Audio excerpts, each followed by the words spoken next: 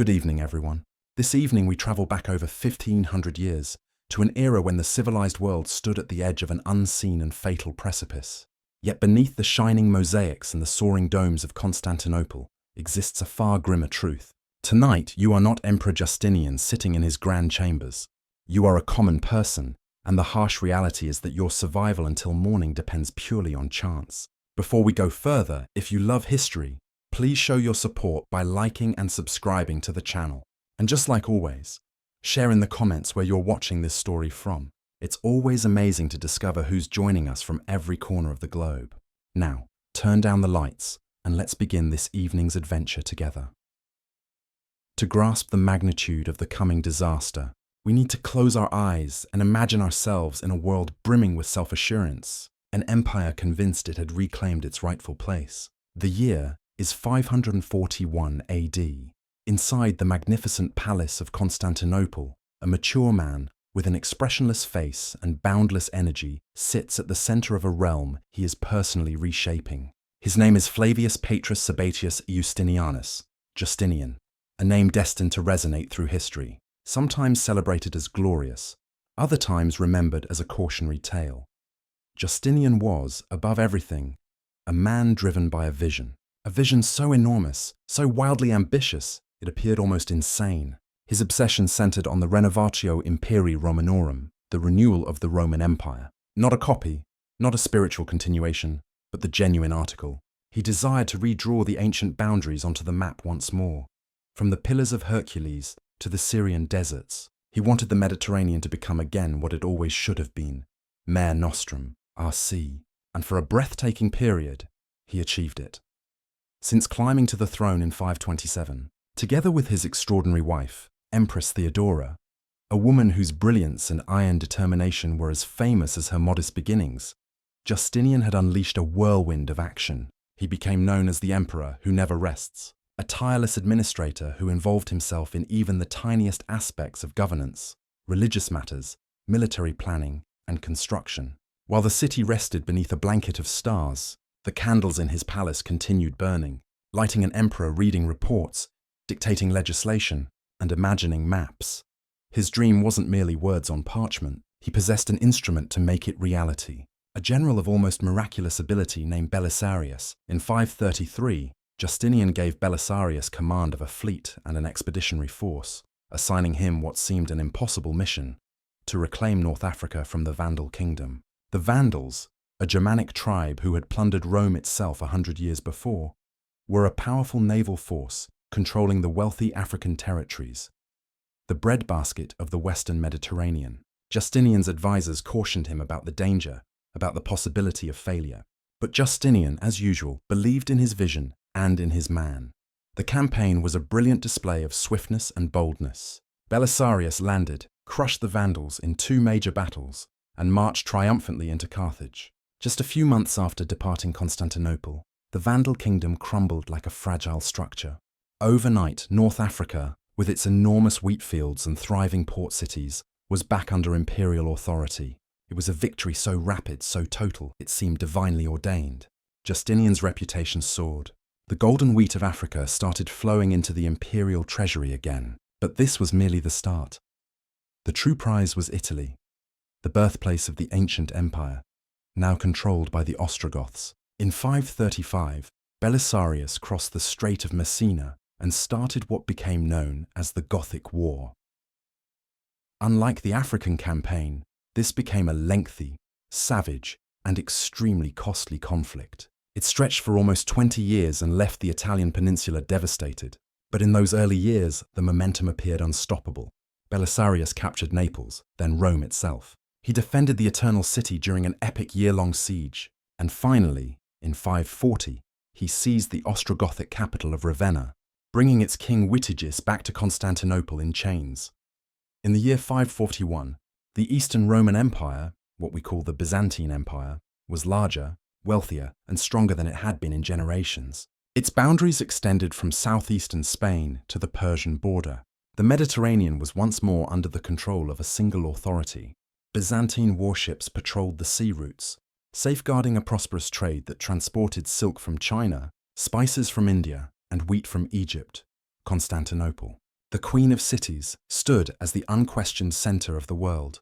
With nearly 500,000 people, it was a spectacular metropolis, a maze of marketplaces, public squares, churches, and palaces. And rising at the center of this city stood the greatest symbol of Justinian's era, a building so daring and so magnificent, it seemed to challenge the laws of both physics and faith. Hagia Sophia, the Church of Holy Wisdom. The original cathedral had been destroyed in the Nika riots of 532, an urban uprising that nearly cost Justinian his crown. It was Theodora who, with her legendary speech about purple being a noble burial shroud, gave him the strength to remain and crush the rebellion. And from the ruins of that revolt, Justinian determined to construct something unprecedented. He hired two of the finest mathematicians and architects of the time, Anthemius of Tralles and Isidore of Miletus, and gave them a straightforward instruction: build the greatest church in the world. For 5 years, 10,000 workers labored without pause. Marble was transported from every corner of the empire. Green from Thessaly, porphyry from Egypt, yellow from Syria. Columns from ancient pagan temples were moved and reused.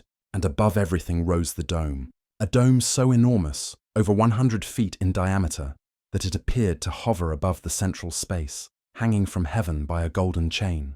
As the historian Procopius said, light streamed through a ring of 40 windows at its base, flooding the interior and making the gold mosaics sparkle like an indoor sun.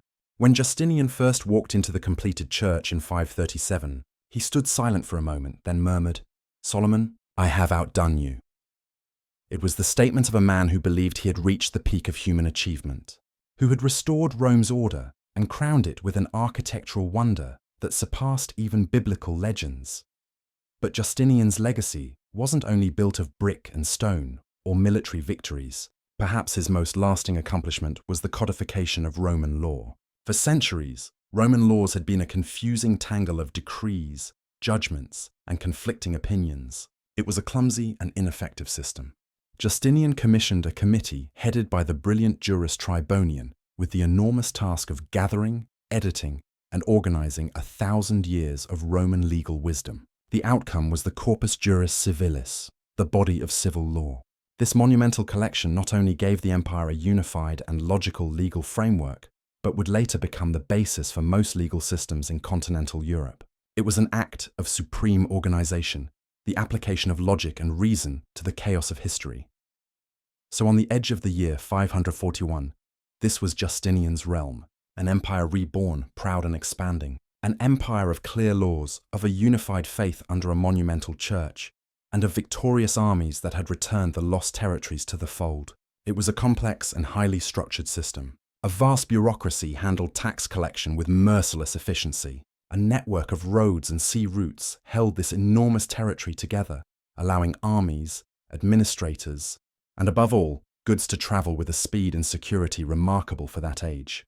And the heart of this empire, the lifeblood pumping through its veins, was not marble, nor gold, nor even law. It was grain, the grain from the productive fields of Egypt and North Africa, which fed the enormous population of Constantinople and the armies on the borders. The system of the annona, the free or subsidized grain supply, was the foundation of social stability in the capital. Everything relied on the ships arriving on schedule. Justinian's empire was a magnificent machine, perfectly oiled and tuned for commerce, administration, and war. A global network of the ancient world, linking 3 continents. It was his greatest achievement, and it would ironically be the reason for its near collapse. Because at the edges of this bright and organized world, in the forgotten regions from which spices and ivory arrived, something else was starting to awaken. An ancient traveler, silent and invisible, had started its own journey, and it was using the very same trade routes, the same arteries of empire, for its own conquest. Nobody anticipated it. At the height of its strength, Justinian's world was about to receive a visit from an enemy that no army could battle and no law could control. The darkness was already creeping in from the east. To discover the source of this darkness, we must leave the splendor of Constantinople behind and journey far, far away, following the trade routes backward through time and space. Our destination is not a city nor a kingdom, but an ecosystem, a reservoir of sickness that had existed in quiet balance for thousands of years. Scientists today, through the examination of ancient DNA taken from the teeth of victims have identified the culprit beyond any doubt. It is a tiny rod-shaped bacterium called Yersinia pestis, the same agent that 8 centuries later would cause the Black Death in Europe. This microorganism is a remarkable survivor. Its life strategy depends on a complex cycle involving 2 hosts, a rodent and a flea. Yersinia pestis lives naturally, or endemically, in populations of wild rodents such as marmots on the steppes of Central Asia or gerbils in the savannas of Africa. In these host populations, the bacterium can exist for centuries without causing massive epidemics, maintaining a quiet balance. But occasionally something disturbs this balance. A shift in climate, a change in the rodent population. The bacterium becomes more aggressive, causing a massive die-off among its usual hosts. And it is then that the fleas, frantic to find a new source of blood, seek out new hosts. The main carrier in this story is the oriental rat flea, Xenopsilla chaopis, and its favorite host, the perfect vehicle to carry the plague from its natural reservoir into the human world, is the black rat, Rattus rattus. The black rat is an agile climber, an unwelcome travel companion of humanity since the beginning of civilization. Unlike the larger brown rat, which prefers sewers, the black rat loves to live close to humans, in the roofs and walls of houses, and above all in grain storage facilities and the holds of ships. The mechanism of transmission is both clever and terrifying. When a flea bites an infected rodent, it swallows the Yersinia pestis bacteria along with the blood. Inside the flea's stomach, the bacteria multiply rapidly, forming a sticky mass that blocks its digestive system. The flea is now starving. In its desperation to feed, it bites any mammal it can find, human or rat. But because its stomach is blocked, it cannot swallow the blood. Instead, it vomits the blood it tries to drink, now filled with thousands of plague bacteria, directly into the bite wound. A single blocked flea can bite repeatedly, becoming a living needle of disease.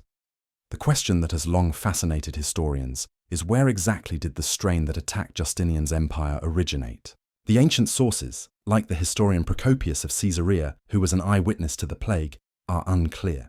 He wrote that it started in Egypt, but that it had arrived there from Ethiopia, a term that in ancient times could refer to a huge area of Africa south of Egypt, including modern-day Ethiopia, Sudan, and the Great Lakes region.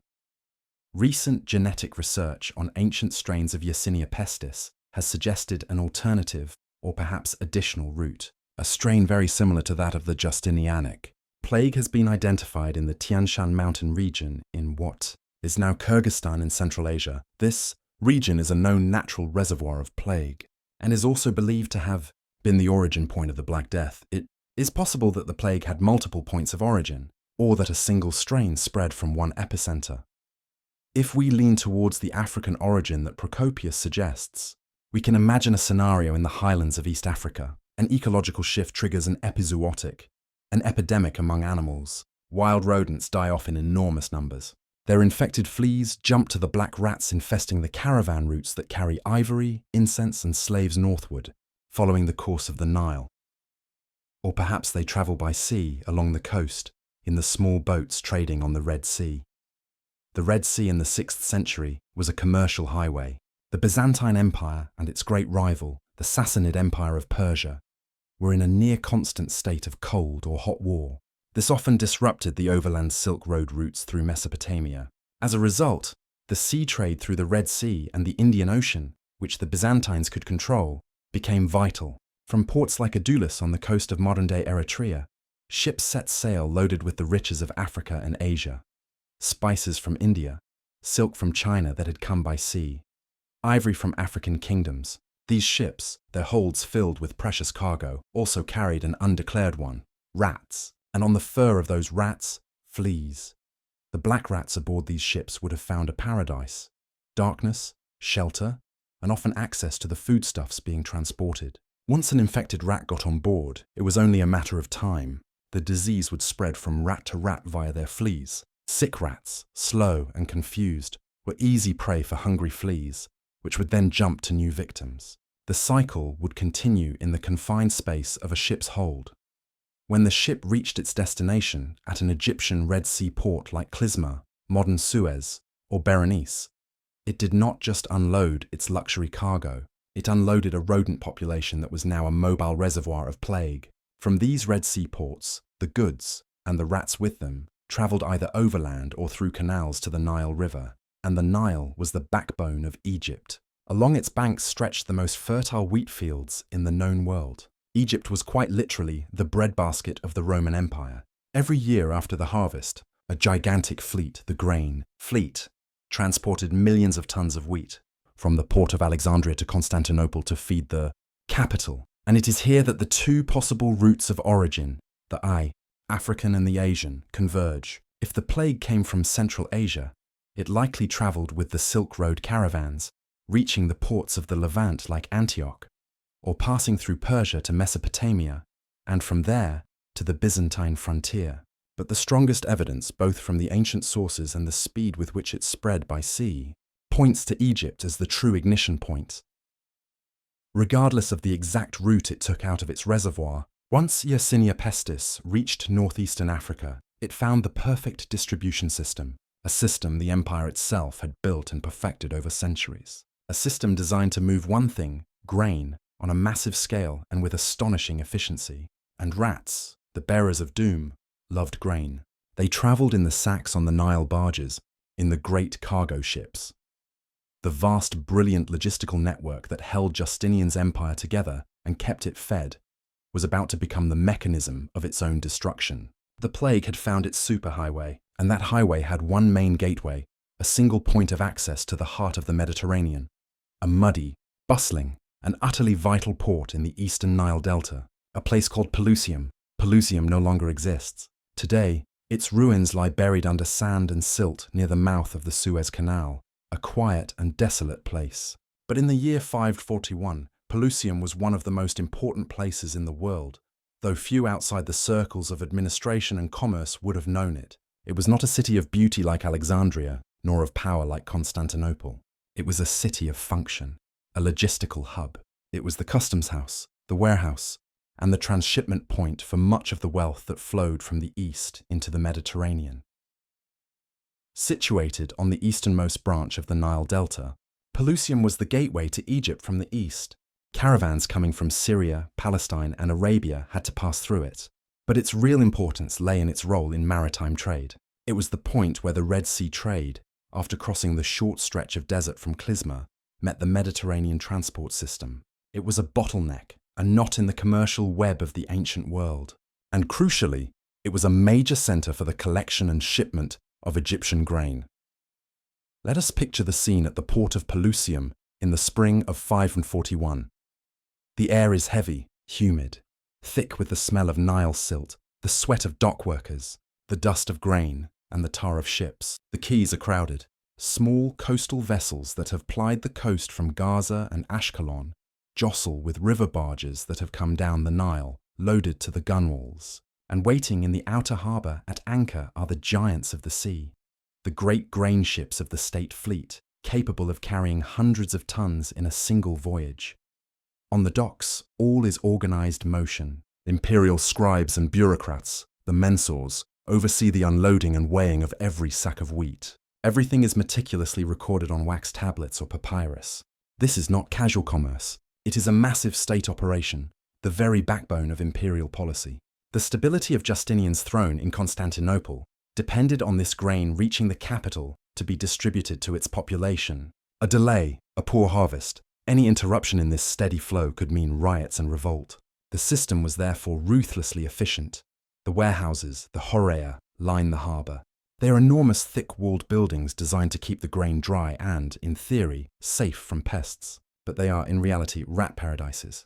They offer an unlimited supply of food and a labyrinth of dark hiding places. The rat population in a port like Pelusium must have been astronomical, an unseen city of rodents living in partnership with the human one.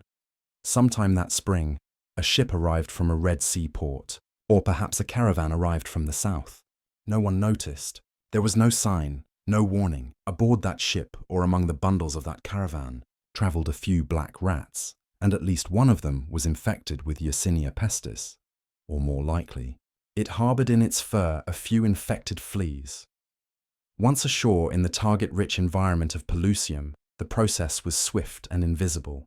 The infected fleas, perhaps abandoning the body of a dead or dying rat, found new hosts among the thriving and dense local rat population of Pelusium.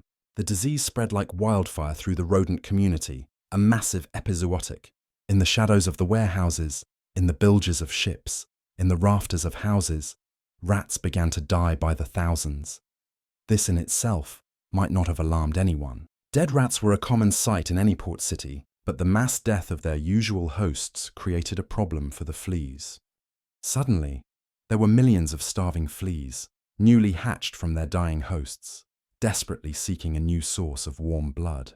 And humans were everywhere, the dock workers heaving the sacks of grain, the sailors sleeping on the decks of their ships, the families living in the crowded houses near the waterfront, a bite on the ankle, an itch on the neck.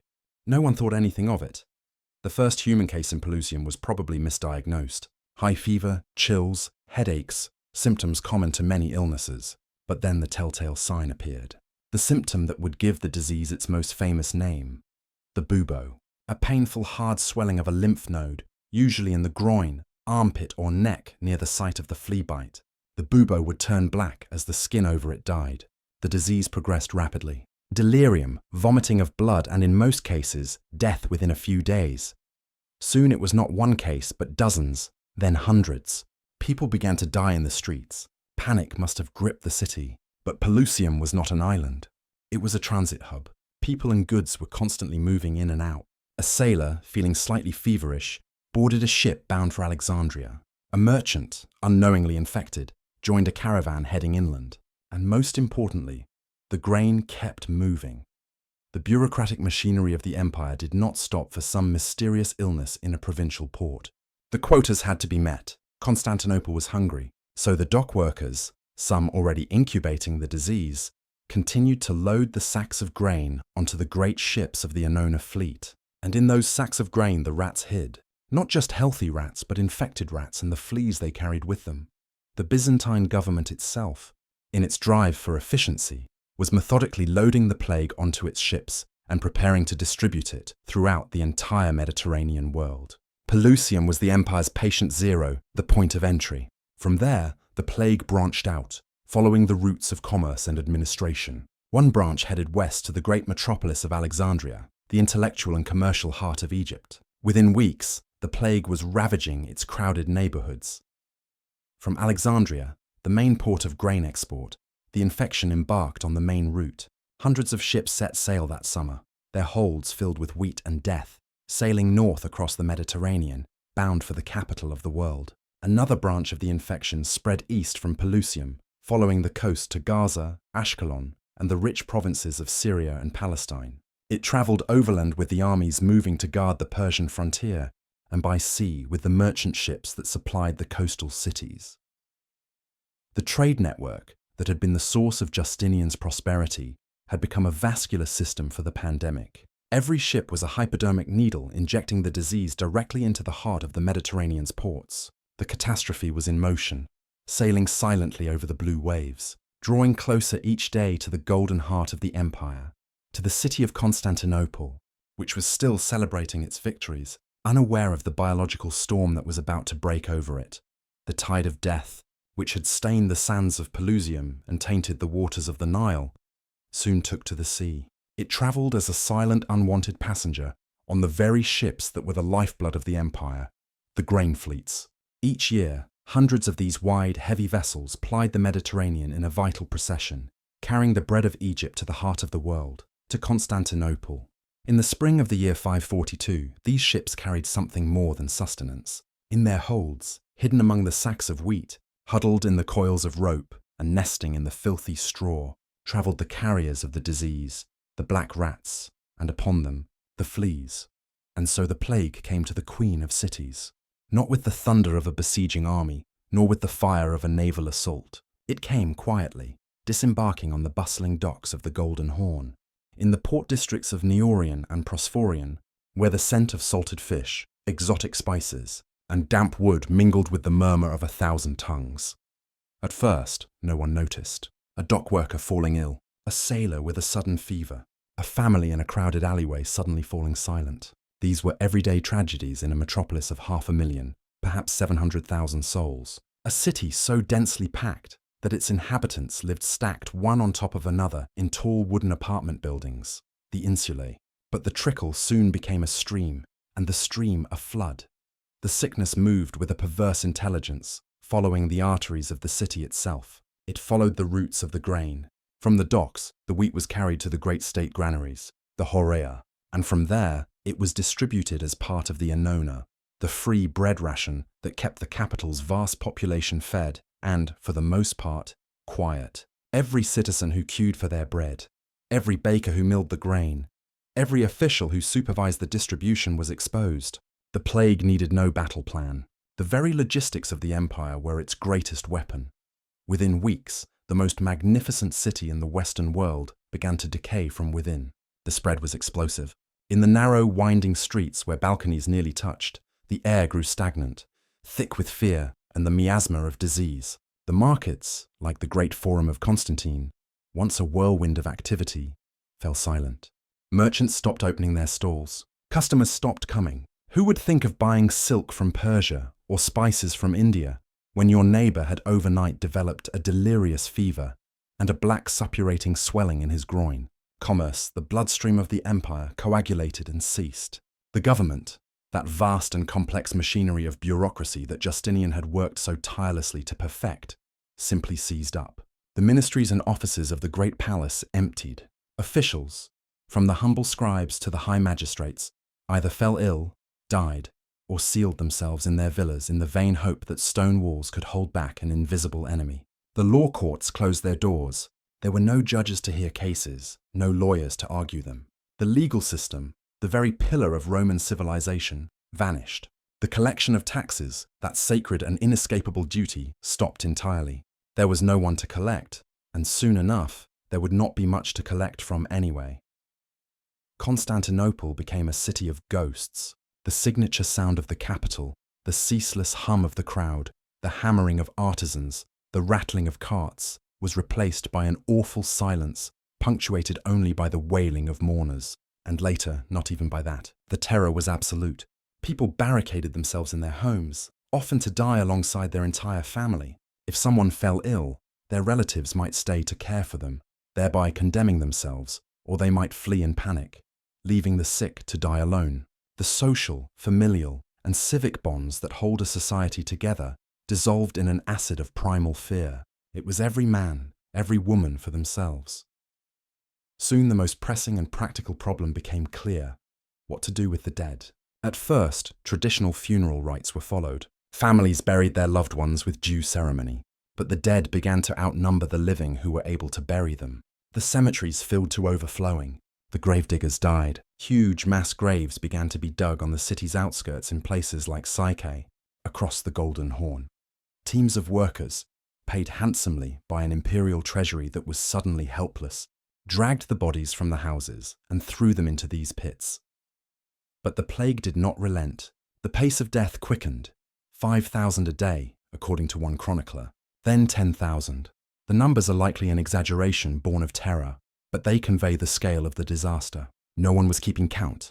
The officials tasked with counting the dead soon ran out of numbers, and then they ran out of officials. When space for the pits ran out, a more desperate and macabre solution was found. The towers of the city walls were opened, the same towers that for centuries had protected Constantinople from barbarian armies. Bodies were thrown inside, piled one on top of the other, without rights, without names, without dignity. Men, women, children, patrician and plebeian, all together in an anonymous mass of decay. When a tower was full, its roof was sealed. The stench that emanated from these makeshift necropolises, according to witnesses, was unbearable and spread throughout the city, a constant, nauseating reminder of the unfolding catastrophe. The heart of the empire no longer beat. It rotted. Justinian's great project, the restoration of Rome's glory, was facing an enemy that could not be defeated by legions, bribed with gold, or outmaneuvered by law. It was a biological siege, and the greatest city in the world was losing. To understand the depth of the terror that gripped Constantinople, we must look through the eyes of those who witnessed it, and we have no better nor grimmer guide than the historian Procopius of Caesarea. Procopius was not a superstitious monk or a gullible chronicler. He was a man of the world, a lawyer by training, a high-ranking advisor to the great General Belisarius. He had travelled the Mediterranean, seen war, political intrigue, and the grandeur of imperial power. He was a sharp, pragmatic, and often cynical observer, and it was his pen, cool and precise, that left us the most detailed and chilling clinical portrait of the disease itself. Procopius tells us that it all began in a deceptively gentle way. The victim felt no sharp pain or violent change, but the onset of a fever, not a burning fever at first, but a languid fever, as he describes it, a feeling of malaise, of fatigue, of something being terribly wrong deep inside the body. This phase could last a day or two, a period of ominous calm before the storm.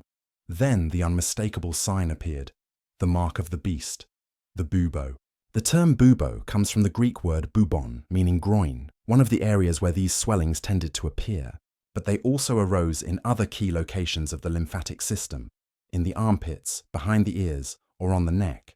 Procopius describes them as a protuberance that grew rapidly, a hard and painful swelling the size of a date or a walnut, sometimes even as large as a hen's egg. This was the epicenter of the physical suffering, a knot of agony that announced the body's total invasion. From this point, the disease followed, according to Procopius, two main paths, both equally terrible. One group of victims fell into a state of deep coma, a stupor from which it was almost impossible to wake them. They lay motionless, unresponsive to stimuli. If food or water was brought to them, they would swallow it mechanically, but if no one cared for them, they simply died of starvation or dehydration, unaware of their own end. They seemed to have died before their heart had stopped beating. Others, however, followed the opposite path into a violent and frantic madness. These patients were consumed by an acute delirium. They suffered from insomnia, unable to find a moment's rest. They were tormented by hallucinations and extreme paranoia. They saw ghosts, demonic specters that they claimed were coming to take them. They would scream, throw themselves against the walls, try to flee their beds and run into the street, convinced they were being attacked. They were a danger to themselves and to those trying to care for them. Their attendants, often their own family members, had to struggle to restrain them, to tie them to their beds in a desperate effort to keep them from harm.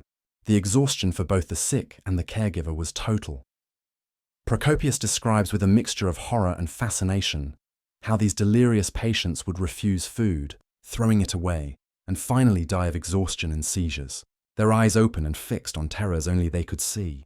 The psychological suffering was as intense as the physical. For those who remained lucid, the experience was mental torture. They could feel the disease consuming their bodies, yet their minds remained clear, fully aware of the fate that awaited them. Procopius notes that many, upon feeling the first symptoms, immediately despaired, losing all will to live and succumbing to a deep melancholy that seemed to hasten their death.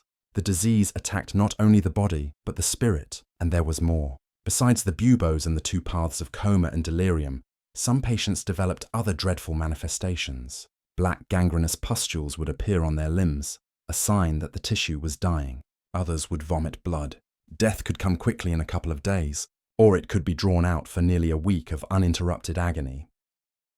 What was most bewildering to the physicians of the time, and to Procopius himself, was the apparent randomness of the illness. It seemed to follow no logical pattern. It struck men and women, young and old, rich and poor, virtuous and sinner alike. A man could care for his entire sick family and emerge unscathed, while another who simply passed by in the street could be struck down.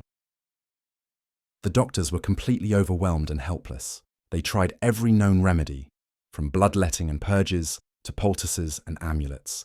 Nothing worked. Procopius observes with his characteristic pessimism that the treatments often seem to worsen the patient's condition.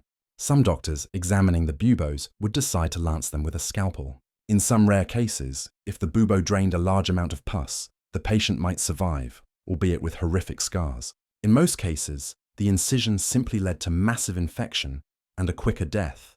Procopius's account is a window into a world plunged into chaos and powerlessness. He shows us a society confronting a force of nature it could neither understand nor fight nor contain. It was not a war where you could see the enemy and struggle against him. It was not a famine which could be relieved with grain. It was a shadow that fell over everyone, invisible, unpredictable, and almost always lethal. Every fever, every headache, every feeling of weariness became a source of panic. Is this it? Has it come for me?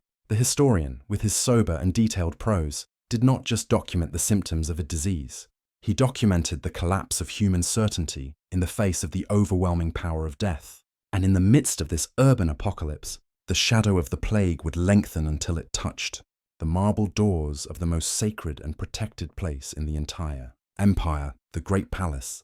The plague and its democratic cruelty made no distinction of rank or lineage. The miasma of the disease seeped equally into the mud brick hovels of the poor districts and the perfumed halls of senatorial villas. And finally, it crossed the walls of the palace complex, that labyrinth of courtyards, churches, barracks, and reception halls that was the nerve center of Roman power.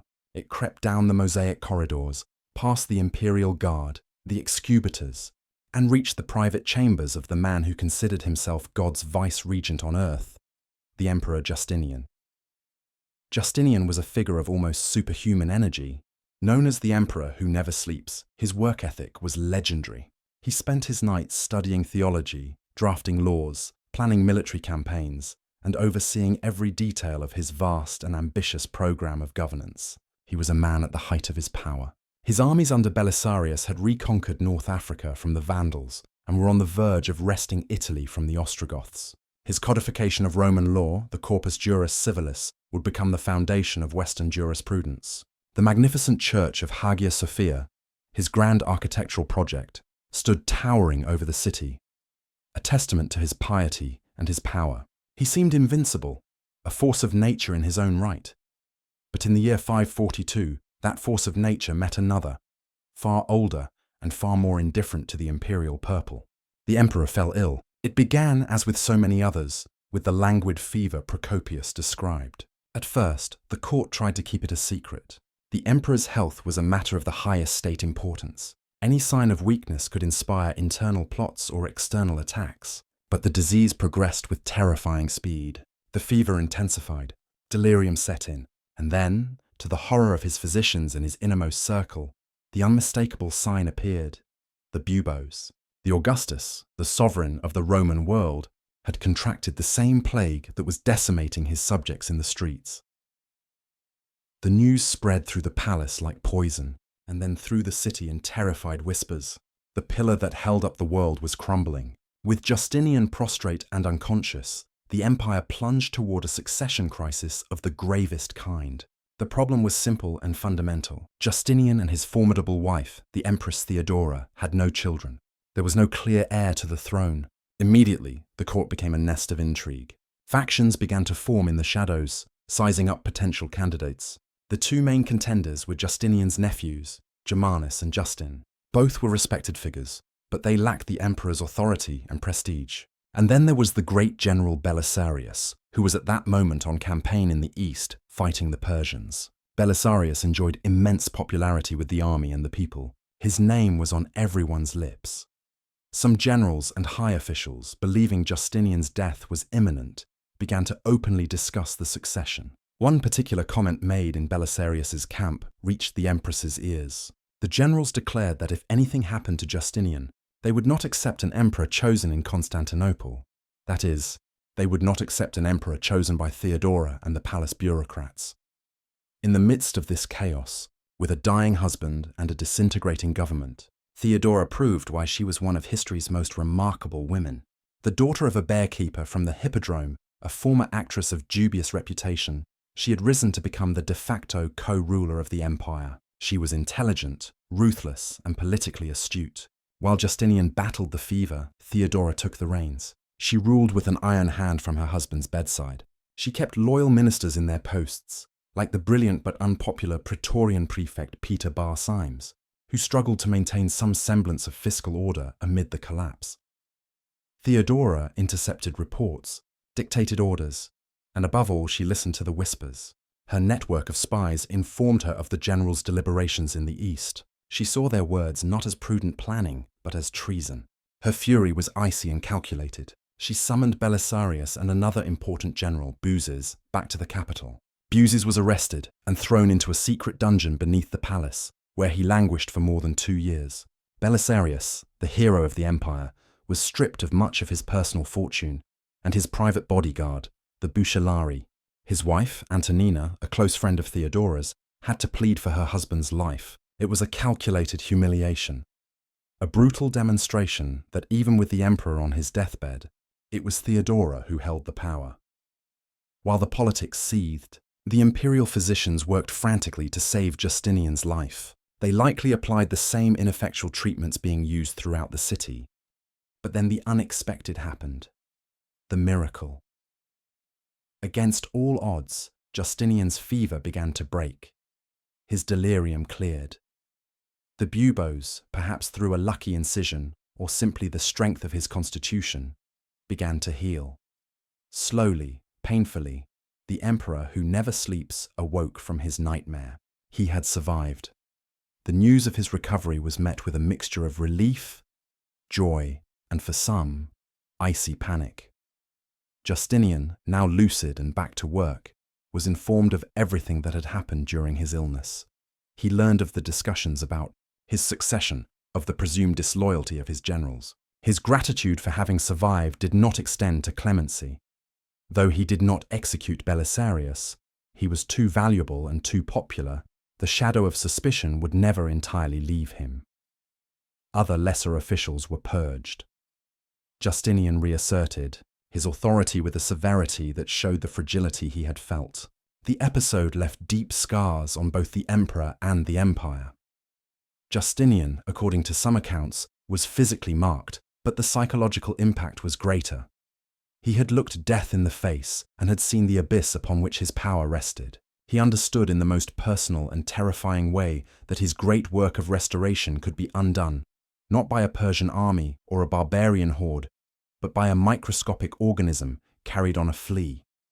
The plague taught him the most humbling lesson of all, that neither the imperial purple, nor the thickest walls, nor the most devout faith could guarantee safety. No one was safe. The emperor had survived, but the world he governed had been dealt a mortal wound, and the confidence in an ordered, predictable universe had been shattered forever.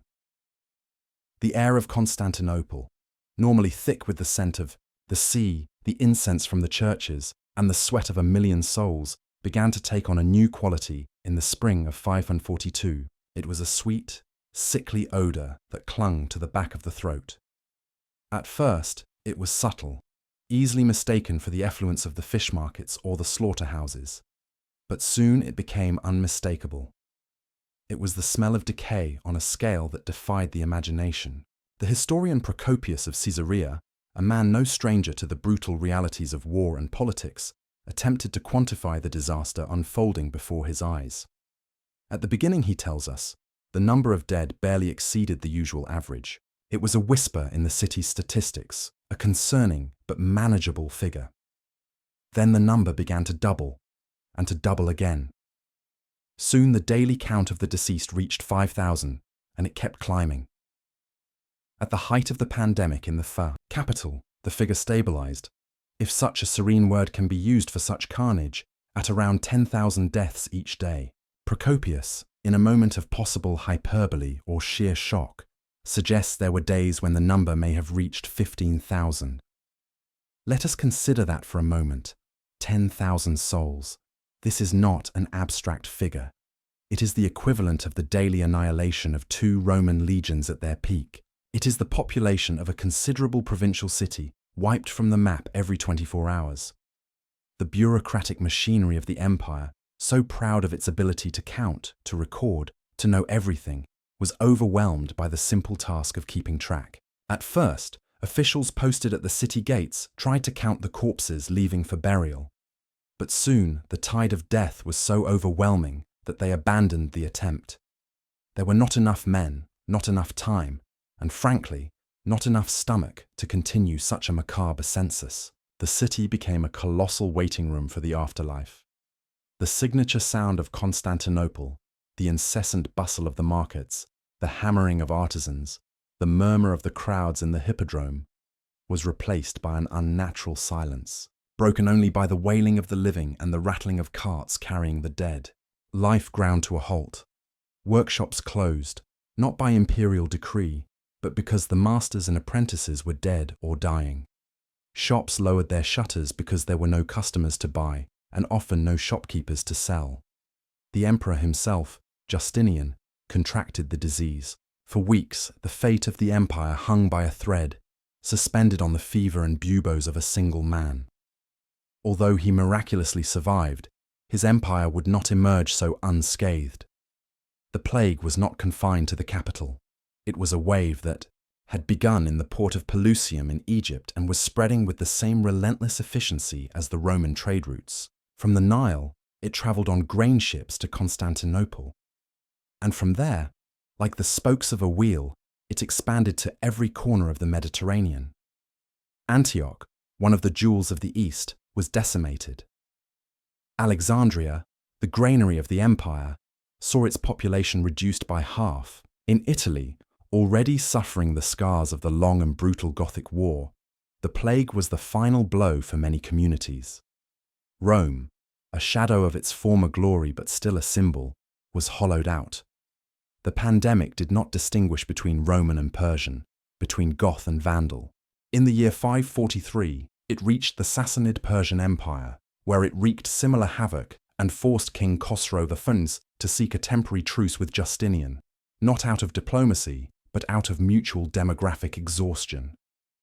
When the first wave of the plague finally subsided after some 4 months of absolute terror in Constantinople, an attempt was made to take stock. The estimates, both ancient and modern, vary enormously, but most historians agree on a terrifying range. It is likely that between 25 and 50% of the population of the Eastern Roman Empire perished in that first wave. In densely populated cities, the number was certainly higher. Constantinople may have lost nearly 40% of its inhabitants, perhaps some 200,000 people. If we extrapolate these figures to the entire empire, we are talking about the disappearance of between 15 and 30 million people. It was a demographic blow of a magnitude never seen before, a hemorrhage from which the Mediterranean world would take centuries to recover, if it ever fully did. Justinian's Renovatio Imperii, his dream of restoring the ancient glory of Rome, was built on 2 pillars: soldiers to conquer and taxpayers to pay them. The plague, with a silent and terrible efficiency, had demolished both pillars simultaneously. The empire that survived the plague of 542 was not the same one that had entered it. It was smaller, poorer, and above all, much emptier. Justinian's grand project died not on the battlefield, but in the feverish rooms and silent streets of his own empire. The demographic collapse created an immediate and terribly practical problem. What to do with the dead? Roman civilization and its Byzantine heir prided itself on its funeral rituals. They were a fundamental part of the social fabric, a way to show respect, to affirm family status, and to ensure the soul's orderly passage to the afterlife. An entire industry existed around death. Carpenters who built coffins, professional mourners who wept at funerals, priests who performed the rites, and gravediggers who dug the graves. This entire system, developed over centuries, disintegrated in a matter of weeks. At first, families tried to keep up appearances. They held hurried funerals for their loved ones, burying them in family plots or in the cemeteries surrounding the city. But the cemeteries filled with alarming speed. Soon, there was not a single foot of consecrated ground left available. It was then that social norms, the customs that define a civilization, began to crumble. Desperation supplanted piety.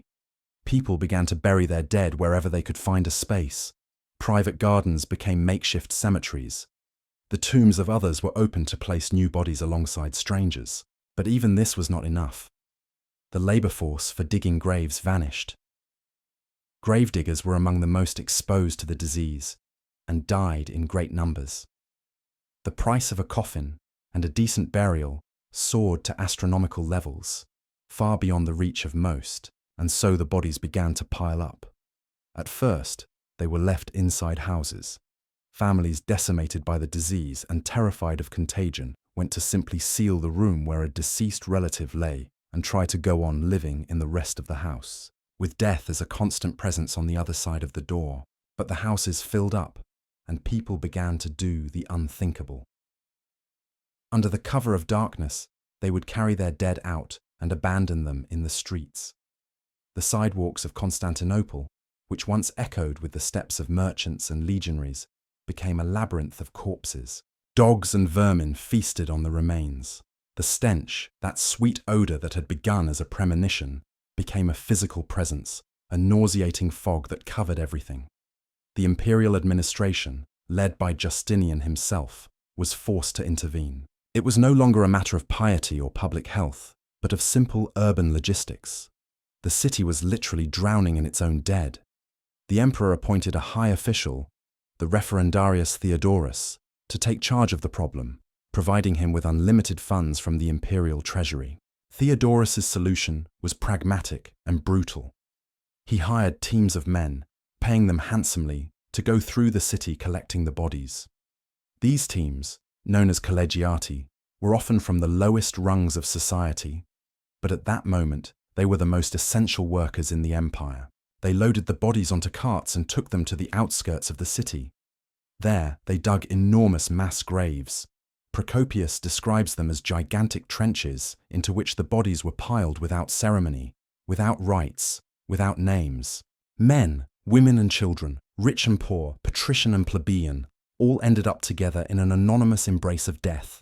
The bodies were placed in layers, as if they were bricks, and earth was spread over them before starting the next layer. It was a macabre stratigraphy of desperation. But even these giant pits proved insufficient. The tide of bodies was unceasing. The next solution was even more appalling and reveals the degree to which all norms had collapsed. Across the Golden Horn in the suburb of Psyche, modern-day Galata, there were a series of tall towers that were part of the old fortifications. On Theodorus's order, the roofs of these towers were torn off.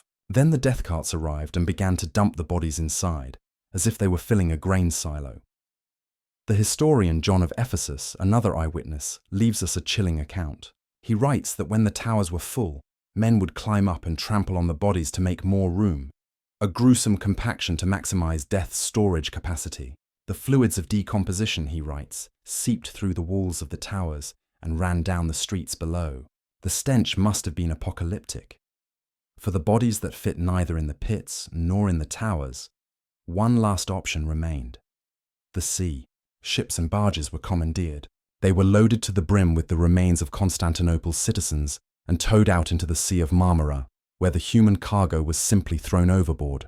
For weeks, bloated corpses would wash up on the shores of Asia Minor, a floating reminder of the capital's collapse.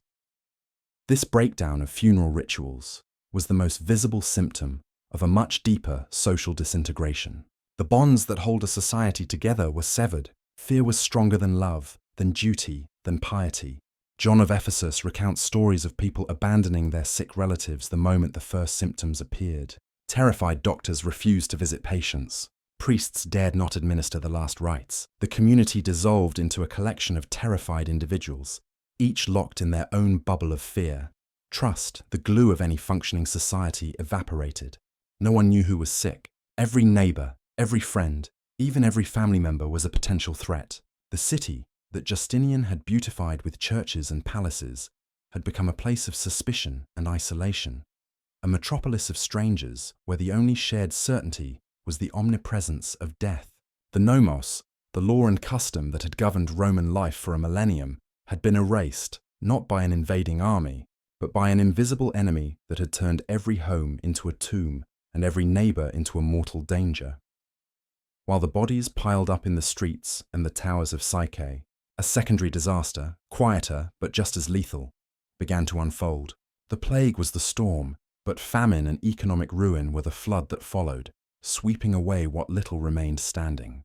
The economy of the Byzantine Empire, like all pre-industrial societies, was based on agriculture. The grain from Egypt and North Africa, the wine and oil from Syria and Anatolia, were the fuel that powered the cities, the army and the bureaucracy. And this agricultural machine depended entirely on one thing: human labor. The plague did not attack the crops, but it annihilated the farmers. The pandemic peaked in the spring and summer, precisely the time of late sowing and harvest. In countless villages and estates across the empire, grain ripened in the fields and rotted on the stalk because there were not enough healthy hands to gather it. Olive trees dropped their fruit to the ground and grapes withered on the vine. Food production plummeted overnight. This had an immediate effect on the cities, especially Constantinople. The capital was completely dependent on the annona, the massive shipment of grain from Egypt to feed its vast population, a policy inherited directly from ancient Rome. Suddenly, the ships arriving at the docks of the Golden Horn came with their holds half empty. Those that managed to set sail from Alexandria did so with decimated crews and reduced cargoes. Because in Egypt, the story was the same. The peasants of the Nile Delta were dying in droves. Scarcity inevitably led to runaway inflation. The price of bread, the staple of the Byzantine diet, multiplied. A modius of wheat, which could once be bought for a reasonable sum, now cost a fortune. People who had survived the disease now faced the prospect of starving to death. The imperial government tried to intervene as it always did through edicts. Justinian issued laws to fix the prices of goods and the wages of laborers. It was a desperate attempt to impose order on a system that had become fundamentally chaotic. But the laws of economics are more stubborn than imperial decrees. Fixing prices does not create more grain. The merchants and producers who had survived simply hoarded their goods or sold them on the black market at exorbitant prices. The collapse was not limited to agriculture. In the cities, the lack of artisans paralyzed the production of all kinds of goods. Pottery, textile, and metal workshops all closed. The production of weapons and equipment for the army was severely affected. Construction, Justinian's great passion, came to a complete stop. Ambitious projects, like the rebuilding of Hagia Sophia, which required thousands of skilled laborers, were left without staff. The urban economy, already suffering from a lack of demand from a diminished population, now faced a total collapse of supply. Perhaps the most devastating blow from the state's point of view was the collapse of tax collection.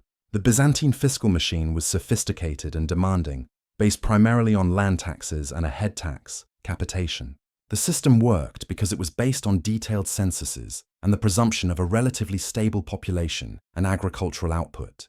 The plague destroyed these presumptions. How do you collect a head tax from someone who is dead? How do you demand a production quota from land that lies fallow because its owner and his workers have perished? Justinian's response to this fiscal crisis was, from a modern perspective, astonishingly short-sighted and cruel. Instead of acknowledging the new demographic reality and adjusting the tax burden, he insisted that taxes be collected in full according to pre-plague records. He passed a draconian law known as epibole, which made surviving landowners responsible for paying the taxes on the abandoned or ownerless lands of their neighbors.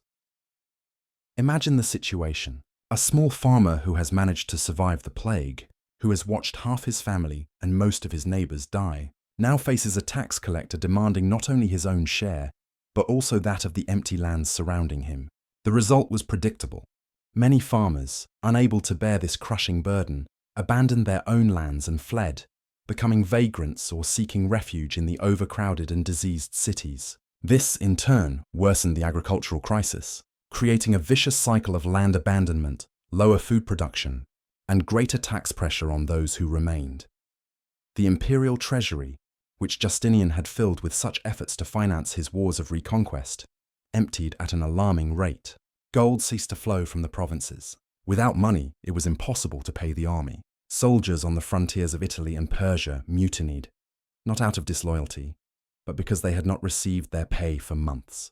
The lack of funds also meant that the empire could not recruit new troops to replace those who had died from the plague. Justinian's ambitious military campaigns ground to a halt, not by the strength of his enemies, but by the bankruptcy of his own state. Belisarius and Narses, his most brilliant generals, found themselves commanding phantom armies with insufficient resources to hold the territories that had been so costly to win. The long-term impact of this economic catastrophe was profound. The plague of Justinian marked the true end of the economic system of the ancient world, characterized by large-scale trade across a unified Mediterranean. What emerged from the ashes was something different, a world more fragmented, more localized, and poorer. The labor shortage led to a rise in wages for the few remaining workers, but also to a decline of the great slave or tenant estates, which were gradually replaced by a more feudal and localized economy. The Byzantine state, though it survived, was permanently weakened with a much smaller fiscal and demographic base. It would never again have the ability to project its power in the same way. The pandemic did not just kill millions of people, it killed a world. It destroyed the economic and social structures that had sustained the Roman Empire for centuries. and it left behind a transformed landscape, one in which the ghosts of the dead seemed to outnumber the living who struggled to survive among the ruins.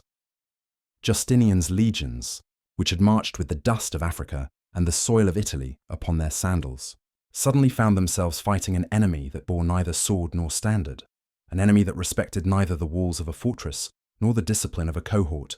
In the barracks of Ravenna, where the general Narses sought to consolidate a precarious victory over the Ostrogoths, soldiers were falling not to ambushes, but in their own beds, consumed by a black fever that left their bodies scarred with the betraying buboes. The titanic effort of the Renovatio Imperii, the restoration of the Roman Empire, had been built upon a single fundamental premise, that there would be enough men to see it through. Men to row the galleys, to march the roads, to garrison the forts, and to collect the taxes that paid for all the rest. And then, suddenly, those men began to vanish. The Byzantine army, a sophisticated and costly military machine, was a beast that required a constant flow of recruits and supplies. The plague cut off that flow at its source. The farms of Anatolia and Egypt, which produced as much grain as they did soldiers, fell silent. Army recruiters no longer sought strong young men, but simply young men who were still breathing. Muster rolls became lists of the dead. On the Italian front, the war against the Goths, which seemed on the verge of conclusion, stalled in a quagmire of exhaustion. Byzantine garrisons, decimated by the disease, could barely hold the cities they had conquered. The countryside, empty and wild once again, became no man's land. The Goths, led by the cunning Totila, regrouped. They watched as the Imperial eagles, once so proud, grew sick in their nests, and they struck back. Cities that had cost Belisarius years of siege and strategy, such as Rome, fell once more into Gothic hands, not so much by the strength of Gothic arms, but by the overwhelming weakness of the Byzantine ones. The walls were still high, but there were not enough hands to defend them. On the other side of the known world, on the eastern frontier, the Persian king of kings, Khosrow I, watched the situation with predatory interest. The peace he had signed with Justinian, a peace bought with a humiliating amount of Byzantine gold, had always been a temporary truce. Khosrow was an ambitious and pragmatic monarch. He saw how the plague was spreading through Mesopotamia and Syria, weakening the Byzantine defences like acid. And in the year 540, he broke the treaty of eternal peace. His army, also affected by the plague but recovering more quickly, crossed the border. The Byzantine response was anemic. Legendary frontier fortresses like Dara and Edessa, designed to withstand massive sieges, now struggled to find enough healthy men to stand the night watch. The field army that should have come to their aid was stranded, its ranks thinned by the invisible death. Khosrow advanced almost unopposed, culminating his campaign with the sack of Antioch, the third largest city in the empire. It was a catastrophe, not only in military terms but in psychological ones. One of the jewels in the empire's crown, a center of culture and commerce, was razed because the empire's shield had become brittle. Justinian, the emperor who dreamed of restoring the glory of Augustus, could not even protect the heart of his own eastern territory. Meanwhile, on the long and porous Danube frontier, the situation was even more insidious. Here there was no great king like Khosrow, but a myriad of Slavic tribes and later the Avars. For decades, the Danube limes, a complex network of forts, watchtowers and legions, had kept the barbarians at bay. But the plague needed no bridge to cross the river. It infiltrated the garrisons, and the forts became silent tombs. Patrols stopped going out. The beacon fires on the watchtowers were not lit at night. To the Slavic peoples living on the other side, the Roman Empire, which for centuries had been a formidable and impenetrable presence, suddenly seemed empty. It was not a coordinated invasion in the classic style. It was more of an opportunistic migration, a slow and inexorable seep. Small groups of Slavs crossed the Danube in dugout canoes, looking for new lands to farm. They expected to find legions, but they found only abandoned fields and decimated villages. So they stayed. They settled in the Balkans, not as conquerors, but as occupiers of a vacuum. The empire was too busy dying in its cities and fighting on its other frontiers to pay attention to this steady trickle. By the time the officials in Constantinople realized the scale of the Slavic penetration, it was already too late. Entire regions of the Balkans, which had been Roman for half a millennium, had been quietly Slavicized, not by the sword, but by demography and the indifference forced by catastrophe.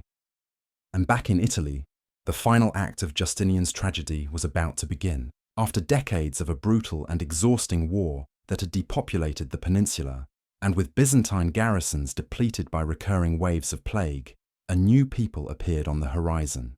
In the year 568, they were the Lombards, a confederation of Germanic tribes led by Alboin. They crossed the Alps and entered an Italy that was a shadow of its former self. They did not meet the organized resistance the Goths had faced. They found an exhausted land, defended by a handful of sick and demoralized soldiers. The Lombards spread across northern Italy with astonishing ease, establishing their own kingdom. The Byzantine Empire, after all the gold and blood it had shed, was reduced to controlling a strip of territory around Ravenna, Rome, and the south of the peninsula. The dream of a unified Roman Italy, the very heart of Justinian's project, vanished forever. The plague had not defeated the legions directly on the battlefield, but it had done something far worse. It had dissolved them from within, leaving the empire's borders not as a wall, but as a permeable membrane through which its enemies simply walked in and helped themselves. In the face of a calamity so vast and universal, the human mind desperately seeks a reason why. And in the world of the 6th century, a world steeped in faith and superstition, medical science offered no answers. The physicians, with their Hippocratic theories of humours and miasmas, were as powerless as the generals. When human reason fails, people turn to the divine. And the conclusion reached by the vast majority of the Byzantine Empire's population was as simple as it was terrifying. God was angry, very, very angry. The plague was not a disease. It was a punishment. It was the apocalypse made flesh, a tangible expression of divine wrath against a sinful world. This interpretation changed everything. The plague ceased to be a public health problem and became a spiritual crisis of cosmic proportions. The questions were no longer, how can we cure this? But what have we done to deserve this? And the answers flourished in the feverish atmosphere of panic. Some blamed heresy. The empire was bitterly divided by Christological debates, especially between the Orthodox Chalcedonians and the Monophysites. Each side was convinced that the other's erroneous theology had provoked the wrath of God. Purges and persecutions against heretics intensified, not just out of doctrinal zeal, but out of an existential fear. Perhaps if heresy were eliminated, the plague would stop. It did not work. Others sought more specific culprits, and their gaze fell, as it so often did, upon the emperor himself. Justinian, the man who saw himself as God's viceroy on earth, was portrayed by his enemies as the cause of all evil. The historian Procopius of Caesarea, who praised the emperor in his public works, unleashed all his venom in his secret history. In its pages, Justinian and his wife Theodora are not simply bad rulers. They are literal demons in human form. Procopius recounts with morbid detail stories of how Justinian's head would detach from his body and float through the palace at night, or how Theodora was an incarnation of lust and depravity. This was not just political slander, it was a theology of disaster. If the ruler of the Christian world was a demon, what else could God send but a plague to purge the land? For many, the plague was simply the bill to be paid for the sins of their emperor. Faced with the wrath of God, the people's response was a surge of religious fervor. The churches, which even before the plague were the center of social life, became the only refuge. They were crowded day and night. Men and women who had led worldly lives gave themselves over to the most extreme piety. Processions multiplied. The citizens of Constantinople, led by the Patriarch, would march through the streets chanting litanies and carrying sacred icons, begging for mercy. They believed the very air was poisoned, not just by disease, but by sin, and that only the smoke of incense and the sanctity of relics could purify it. Asceticism, which had always been an important current in Eastern Christianity, became a popular option. If the world was being punished for its excesses, the solution was self-denial. Men retreated to the desert to live as hermits, while others, like the Stylites, spent decades perched atop a pillar, closer to heaven and further from the corruption of the earth. In this climate of fear and devotion, the cult of saints and their relics exploded. Saints were seen as the perfect intermediaries, the celestial advocates who could intercede at the throne of a relentless judge God. The Virgin Mary, the Theotokos, or Mother of God, was cemented as the supreme protectress of Constantinople.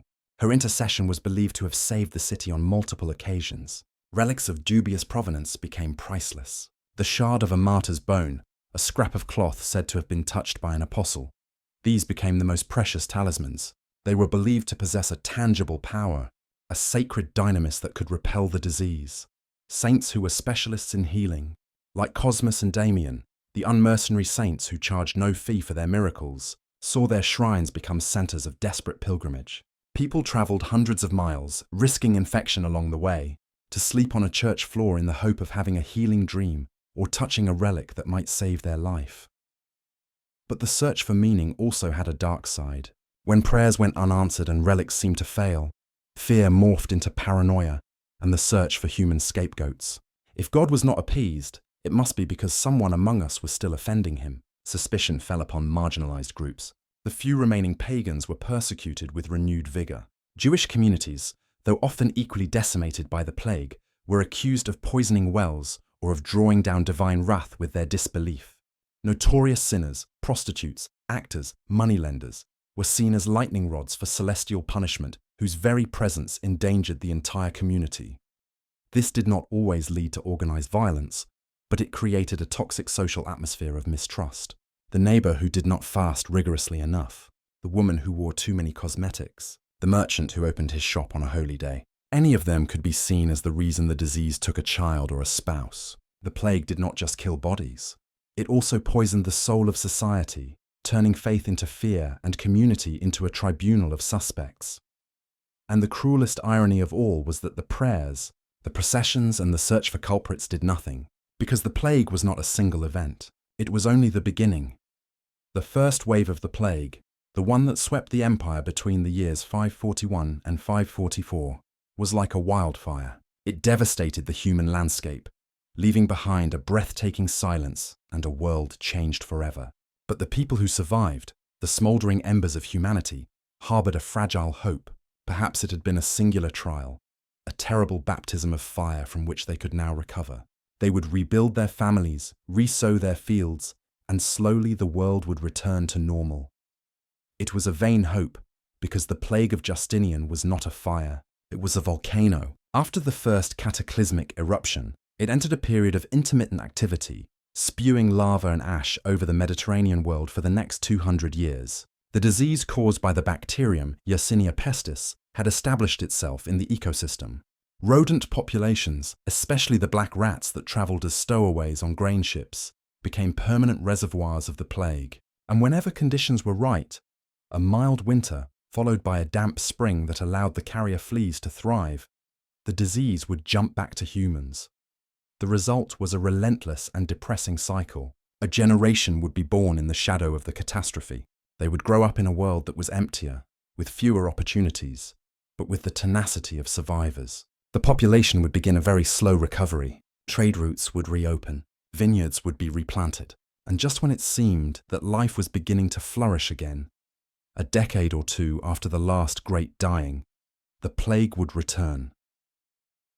The chronicles record these recurring waves with a terrifying monotony. There was a major outbreak in Constantinople in the year 558, then again in the early 560s and 570s, which devastated Italy and Gaul. Another struck in the 580s and 590s, coinciding with the papacy of Gregory the Great in Rome, who described a city of ghosts where people dropped dead in the streets on their way to work. There was another terrible wave in the early 7th century, which gravely affected Persia and the Byzantine army just as they were locked in a war to the death, and so it continued, a feverish pulse that beat every 15 or 20 years, in 619, in 628, in 640, in 654, and so on, with outbreaks documented until the middle of the 8th century, around the year 750. Each of these waves may have been less deadly than the original, but their cumulative effect was catastrophic. They prevented any chance of a sustained demographic recovery. Imagine what this meant for society. It meant that no one could take the future for granted. A young farmer could marry and have children, but he knew from his parents' stories that the sickness could return at any moment and take his entire family.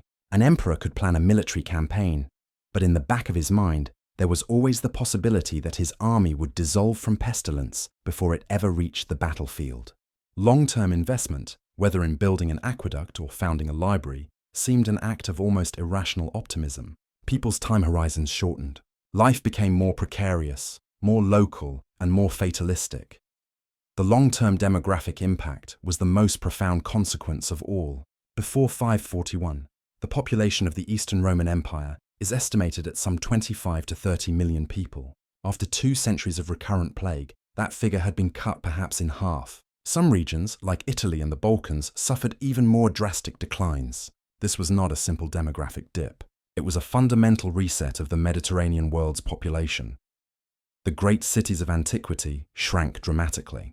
Rome, which at its peak may have held 1 million inhabitants, was reduced to a small town of a few tens of thousands, huddled among the ruins of its former glory. Antioch never recovered its splendor. Alexandria became a shadow of its former self. Even Constantinople, the imperial capital, saw its population fluctuate violently with each outbreak. This emptier world was also a poorer world. With fewer people, there were fewer farmers to work the land, fewer artisans to produce goods, and fewer merchants to transport them. Fields that had been cultivated for centuries were abandoned and reverted to forest or marshland.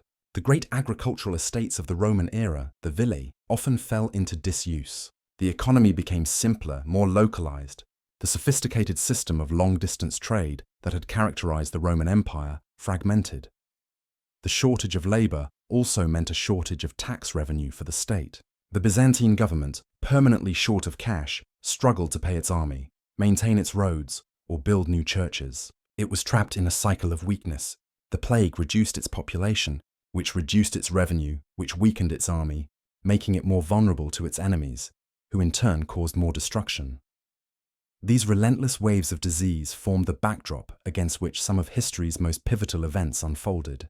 The dramatic expansion of Islam from the 630s onward occurred at a time when its 2 great rivals, the Byzantine Empire and the Sassanid Persian Empire, were in a state of absolute exhaustion. They had been fighting each other for decades in a devastating war, but they had also been weakened internally by successive outbreaks of plague that had ravaged their armies and economies. The Arab armies emerging from the desert encountered 2 ailing giants that, despite their theoretical might, lacked the demographic resilience to withstand another blow. The plague finally receded in the mid-8th century. No one knows for certain why. Perhaps a slight climate shift affected the life cycle of the rats and fleas. Perhaps the population of black rats was displaced by the brown rat, which is less inclined to live in close contact with humans. Or perhaps, after 200 years, the human population had developed a degree of immunity. Whatever the reason, the long winter of the plague came to an end. But the world it left behind was unrecognizable.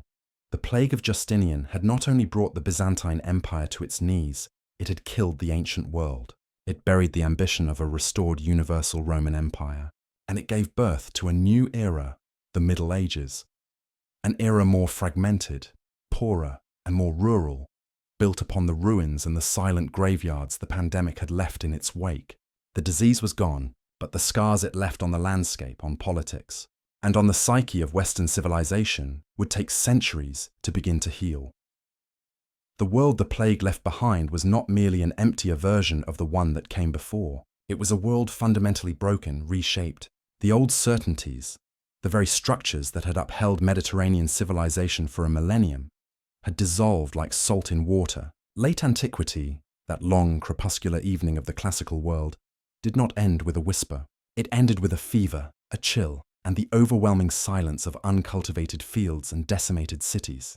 The plague of Justinian was not the sole cause for the dawn of the Middle Ages, but it was its most terrible and efficient catalyst. It was the final blow to a system that was already faltering.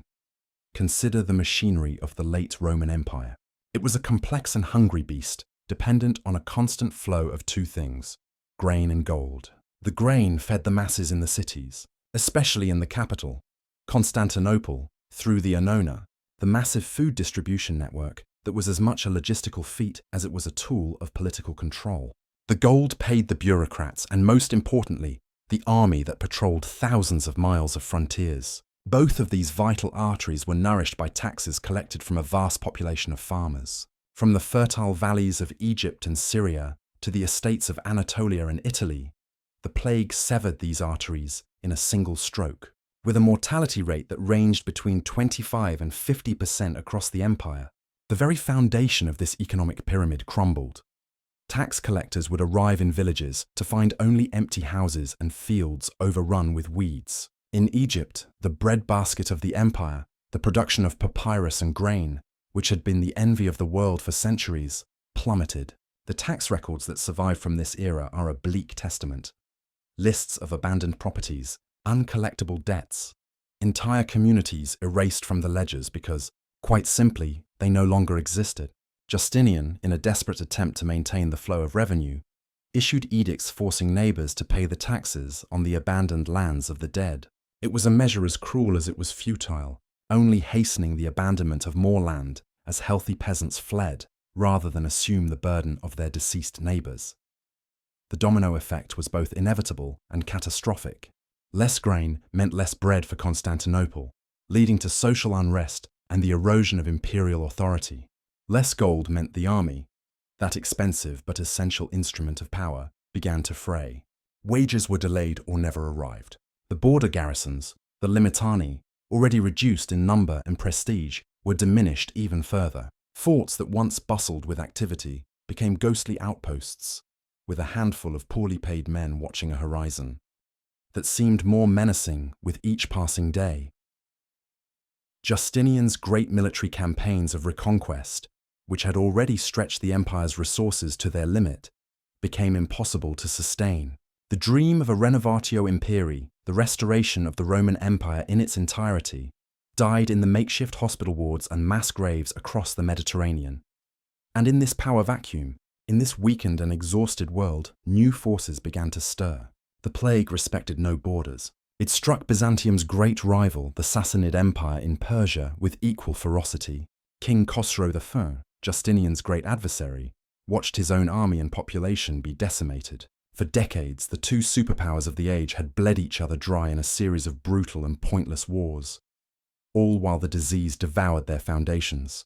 They were two exhausted giants trading strengthless blows in a ring stained with blood and disease. And then, from the south, from the deserts of Arabia, a new force emerged, unified by a new faith, Islam. When the Arab armies swept into the Byzantine provinces of Syria and Egypt in the 630s, they did not encounter the mighty empire of Justinian at its peak. They met its ghost. They faced weakened garrisons, a demoralized populace, and an imperial administration in shambles. The speed and success of the Arab conquests, often viewed as a military and religious miracle, must also be understood in the context of the pandemic that preceded them. The great battles, like that of the Yarmouk River in 636, were not just victories of Islamic strategy and fervor, but also the consequence of an opponent that had spent a century fighting an invisible enemy that had rotted its ability to resist from within. Byzantium and Persia had created a power vacuum with their endless wars, and the plague had widened it into an abyss. The armies of Islam simply walked into it. Meanwhile, in the West, the picture was equally bleak and transformative. In Italy, Justinian's reconquest became a Pyrrhic nightmare. The peninsula, ravaged by decades of Gothic war and then by recurring waves of the plague, was left defenseless. Shortly after Justinian's death in 568, a Germanic people known as the Lombards crossed the Alps and seized much of northern Italy, with almost no opposition. Byzantine rule was reduced to a few coastal strips and the south. The unity of Italy, which Justinian had dreamed of, was shattered for the next 1300 years. In Gaul, the Frankish kingdom, though also affected, proved more resilient. Its structure was less centralized, less dependent on a complex Mediterranean tax system. Power was becoming more local, more agrarian. The great urban centers of the Roman era shrank, some disappearing entirely. Life retreated to the countryside, to fortified villas that would become the precursors to the medieval castles. In Britain, the more isolated Anglo-Saxon communities continued their consolidation, while the remnants of Romano-British civilization faded into legend. This is the world the plague helped to create, a world where power was fragmented, where long-distance trade across the Mediterranean, which had been the engine of the Roman economy, slowed to a trickle, where the great classical cities became walled towns surrounded by ruins, where life became more local, more precarious, and more violent. The plague did not invent feudalism or the Middle Ages, but it prepared the ground in the most brutal way imaginable. It cleared the playing board, removing the old players and leaving a space that would be filled by Lombard kings, Arab caliphs and Frankish lords, the ancient world, with its dream of a universal empire, its vibrant urban life, and its interconnected web of commerce, had died of a fever. The long, dark dawn of the Middle Ages had begun. For over 14 centuries, the cause of this global catastrophe remained shrouded in mystery. Chroniclers like Procopius and John of Ephesus described the symptoms with terrifying accuracy, but they could not name the killer. They called it simply the pestilence, a divinely wrought plague, a punishment for the sins of man. Modern historians debated for decades, was it truly the bubonic plague, or perhaps a virulent form of measles, smallpox, or even a hemorrhagic virus akin to Ebola? The descriptions of the buboes pointed to plague, but the scale and apparent speed of transmission left room for doubt. The plague of Justinian was a ghost in the history books, a nameless killer, its identity based solely on the second-hand testimony of terrified witnesses. The answer would not be found in the dusty archives of Constantinople, but in a place far colder and far deeper in time, in the teeth of the dead. Let us leap forward, a jump of almost 1,500 years, to the early 21st century, to a new and revolutionary scientific discipline called paleogenetics. The premise is astonishing, almost science fiction. The idea that genetic material, DNA, can survive for centuries, even millennia, locked within the skeletal remains of our ancestors. DNA is a history book written in the language of biology, and scientists were learning how to read its oldest, most weathered pages. Extracting ancient DNA, or aDNA, is an incredibly delicate process. Genetic material degrades over time, fragmenting into ever smaller pieces. Worse, it's extremely susceptible to contamination from modern DNA, from the archaeologists who excavate the remains, from the lab technicians, even from soil bacteria. For a long time, the idea of recovering the complete genome of an ancient pathogen from a pandemic victim so long ago seemed a fantasy. But the technology advanced at a dizzying pace. Next-generation sequencing techniques allowed scientists to analyze millions of DNA fragments at once, using powerful computers to piece them together like a cosmic puzzle, and they began to look for the right place to find their ghost. The search led them not to the great cities of the Byzantine Empire, but to a quiet, unassuming cemetery in southern Germany, near Munich. The site, known as Aschheim-Bajuwarenring, was an early medieval graveyard dating to the mid-6th century, right at the height of the first pandemic. It was a mass grave, a hurried burial of men, women, and children, all of whom had died in a short period. It was the kind of grave that screams epidemic.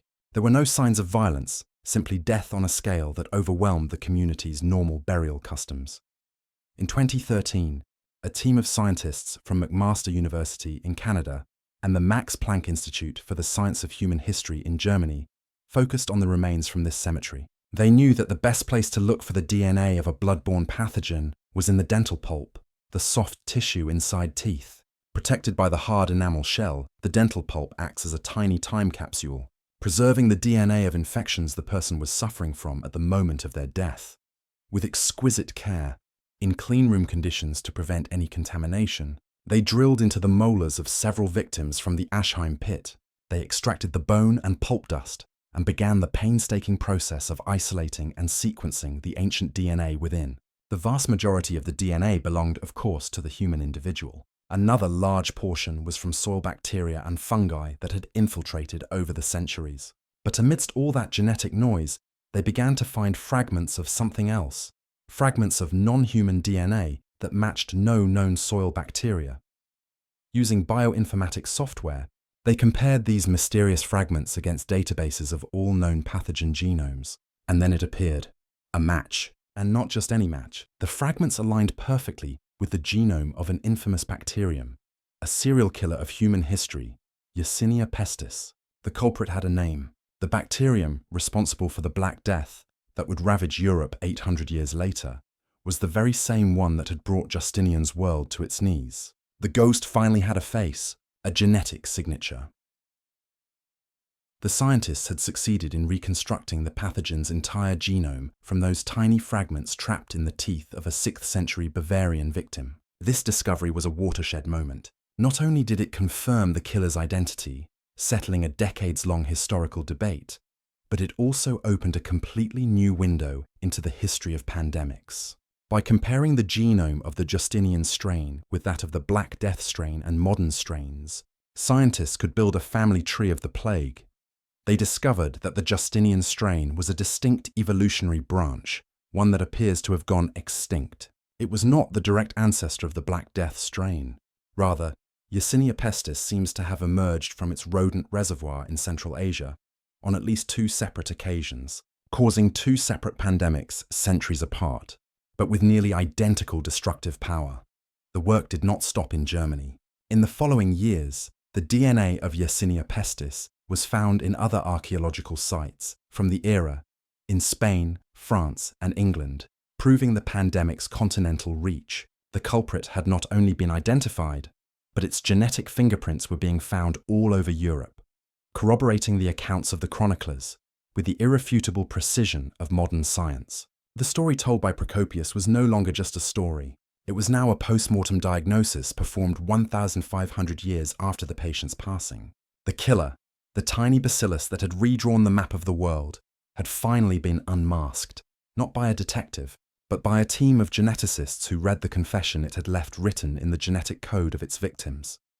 So we have the culprit, Yersinia pestis. We have the crime scene, an entire world, and we have the verdict of history. The plague was a catalyst that hastened the end of an era. Yet a nagging question remains, an echo that resonates across the centuries. Why has this pandemic, this catastrophe that killed tens of millions, that brought down empires and shaped our world, faded so much from our collective memory? When people think of the plague, they almost universally think of the Black Death of the 14th century. They think of doctors in their beaked masks, of the Danse Macabre, of Boccaccio writing the Decameron as Florence fell apart around him. The Black Death is seared into our cultural consciousness. The plague of Justinian, by contrast, is often relegated to a footnote in specialized textbooks, an event known mostly to historians of the Byzantine world. And yet, in terms of the percentage of the population that died, it was arguably just as devastating, if not more so. Part of the answer lies in the nature of the sources and the world that each plague struck. The Black Death occurred on the cusp of the Renaissance in a more literate Europe with a budding bureaucracy that kept more detailed records. It had its chroniclers, its poets, its artists to document the horror and the social transformation it wrought. The plague of Justinian struck the world of late antiquity, a world that, for all its sophistication, was in the process of contracting. The loss of knowledge and the disintegration of communication networks meant that, while we have powerful accounts like that of Procopius, the overall record is far more fragmentary. The Black Death left scars on a world that looks more like our own. The plague of Justinian killed a world that already seems remote to us, almost mythical. Furthermore, the legacy of each plague was different. The Black Death, by creating a massive labor shortage in feudal Europe, paradoxically, had some long-term positive social effects for the survivors. It led to higher wages for peasants, the weakening of the system of serfdom, and a period of social mobility. It was a terrible shock, but one from which European society reconfigured and in some ways modernized. The legacy of the plague of Justinian was more absolute. It did not reshape the Roman Empire. It disemboweled it. Its legacy was not social mobility, but systemic collapse, depopulation on a scale that took centuries to recover from, and the creation of a power vacuum that was filled by entirely new forces. Its impact was so fundamental, so apocalyptic, that it is almost too vast to easily comprehend. It didn't change the world. It erased it and allowed a new one to grow upon its ruins. But perhaps the most important reason to remember this forgotten pandemic lies not in the past, but in the present. The story of the plague of Justinian is a dark mirror in which our own globalized civilization can see itself reflected. And the lessons it offers are as urgent today as they were in the 6th century. It teaches us, first, about the fragility of complexity. The late Roman Empire was the most complex and connected system the world had yet seen. Its trade routes were the arteries that carried not just silk and spices, but also ideas, armies, and, as it turned out, disease. Grain from Egypt fed Constantinople. Pottery from North Africa was found in Britain. It was an early form of globalization, and it was precisely this interconnectedness that turned a local epidemic, likely originating in Central Asia and arriving via the Nile, into a catastrophe that spanned 3 continents. Today, we live in a world infinitely more connected. A virus can travel from one continent to another in the cabin of an airplane in a matter of hours. The lesson of Justinian is that the very networks that generate our prosperity and convenience are also the superhighways for pandemics. Efficiency has a hidden cost, and that cost is vulnerability. Second, it reminds us of the profound interplay between disease, economics, and power. The plague was not just a public health crisis, it was a total economic crisis that paralyzed agriculture, trade, and tax collection. And this economic crisis translated directly into a military and political crisis. A state that cannot pay its soldiers or feed its people is a state that unravels. In our own modern health crises, we have seen how disease can shake financial markets, break supply chains, and exacerbate geopolitical tensions. The plague shows us this process in its most extreme form, reminding us that the stability of any civilization, however powerful it may seem, ultimately depends on the health of its people and the resilience of its economic systems. And finally, the story of the plague of Justinian is a lesson in humility. For all our technology, our medical science, and our knowledge, we remain vulnerable to nature. A microscopic organism, a tiny strand of RNA, or a bacillus that jumps from a rodent to a human, has the power to bring our bustling civilization to a halt. It reminds us that we are not above the ecology of our planet, but are an intrinsic part of it. The hubris of Justinian, his belief that he could re-engineer the world to his will, was shattered against the biological indifference of a bacterium. The plague of Justinian is more than just a horror story from the past. It is a cautionary tale. It is the echo of a forgotten pandemic, whispering to us across the centuries about the fragility of our systems, about the unforeseen consequences of our connectedness, and about the enduring power of the natural world to upend the grandest plans of humanity. It is the story of how a world died. And in studying it, perhaps we can learn a little more about how to protect our own. And now, as these echoes fade into silence, allow your mind to quiet as well. There is nothing more to learn tonight. It is time to rest.